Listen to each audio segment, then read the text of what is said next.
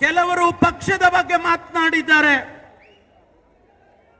ಅವರು ಏನೇ ಮಾತಾಡಿದ್ರು ಕೂಡ ಈ ರಾಜ್ಯದ ಜನತೆಗೆ ನಾವುಗಳು ಕಾಂಗ್ರೆಸ್ ಪಕ್ಷ ಕೊಟ್ಟಂತ ಭರವಸೆಯನ್ನ ತುಂಬಿದ್ದೇವೆ, ಆ ಭರವಸೆಯನ್ನ ಈಡೇರಿಸ್ತಾ ಇದ್ದೇವೆ ಅಂತೇಳಿ ಮೊದಲನೇದಾಗಿ ಒಂದು ಸಂದೇಶ ಇಡೀ ರಾಜ್ಯಕ್ಕೆ ಹೋಗಬೇಕು. ಅದರ ಜೊತೆಯಾಗಿ ಭಾರತೀಯ ಜನತಾ ಪಾರ್ಟಿ ಮತ್ತು ಜನತಾದಳದ ಟೀಕೆ ಟಿಪ್ಪಣಿಗಳಿಗೆ, ಅವರ ಸುಳ್ಳು ಹೇಳಿಕೆಗಳಿಗೆ, ಅವರು ನಡ್ಕೊಳ್ತಾ ಇರ್ತಕ್ಕಂಥ ನಡವಳಿಕೆಗಳಿಗೆ ಉತ್ತರ ಕೊಡಬೇಕು ಅಂತೇಳಿ ಜನಕಲ್ಯಾಣ ಸಮಾವೇಶವನ್ನು ಇವತ್ತು ಏರ್ಪಾಡು ಮಾಡಿದ್ದೇವೆ.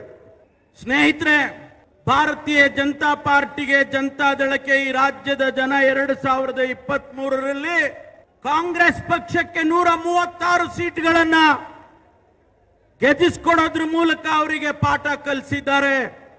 ಆದ್ರೆ ಅವರು ಪಾಠ ಕಲ್ತ್ಕೊಂಡಂಗೆ ಕಾಣಲಿಲ್ಲ. ಜನರ ತೀರ್ಮಾನವನ್ನು ಒಪ್ಪಿದ್ದೇವೆ ಅಂತ ಅವ್ರ ಬಾಯಿನಲ್ಲಿ ಬರಲೇ ಇಲ್ಲ.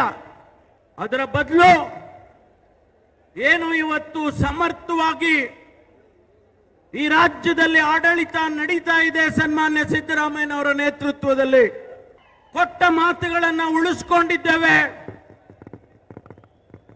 5 ಗ್ಯಾರಂಟಿಗಳನ್ನು ನಾವು ಅನುಷ್ಠಾನ ಮಾಡಿದ್ದೇವೆ.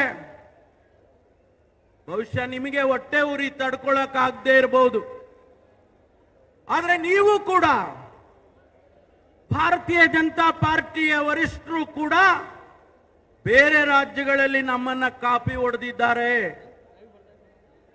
ಬೇರೆ ರಾಜ್ಯದಲ್ಲಿ ಅವರು ಕೂಡ ನಮ್ಮ ಹಾಗೆ ಗ್ಯಾರಂಟಿಗಳನ್ನು ಕೊಡೋದಕ್ಕೆ ಪ್ರಯತ್ನ ಮಾಡಿದ್ದಾರೆ. ಆದರೆ ಇಲ್ಲಿ ಮಾತ್ರ ಕಾಂಗ್ರೆಸ್ ಪಕ್ಷ ಹಣಕಾಸಿನಲ್ಲಿ ದಿವಾಳಿ ಎದ್ದೋಗಿದೆ. ಗ್ಯಾರಂಟಿಗಳನ್ನು ಅನುಷ್ಠಾನ ಮಾಡೋದ್ರಲ್ಲಿ ರಾಜ್ಯದ ಜನತೆಗೆ ಕಾಂಗ್ರೆಸ್ ಪಕ್ಷ ಮೋಸ ಮಾಡಿದೆ. ಈ ಮಾತುಗಳನ್ನೆಲ್ಲ ಆಡ್ತಾ ಇದ್ದಾರೆ.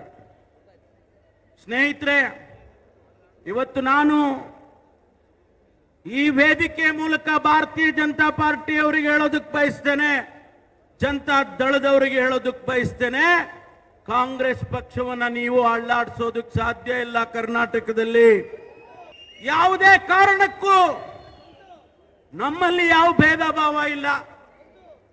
ನೀವು ಹುಟ್ಟಾಕ್ತಾ ಇದ್ದೀರಿ ಭೇದ ಭಾವ.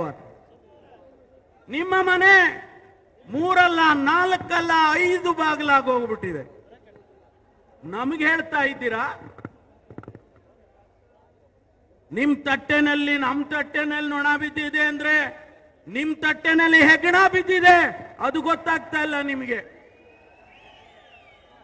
ನಿಮ್ಮ ಪಕ್ಷದ ರೀತಿಯಲ್ಲಿ ನಾವೇನು ಬೇರೆ ಬೇರೆ ಗುಂಪುಗಾರಿಕೆಯನ್ನ ಮಾಡಲಿಲ್ಲ, ಇಲ್ಲ ಸಲ್ಲದ ಆಪಾದನೆಗಳನ್ನ ಕಾಂಗ್ರೆಸ್ ಪಕ್ಷದ ಮೇಲೆ, ಮುಖಂಡರುಗಳ ಮೇಲೆ ಮಾಡಲಿಲ್ಲ.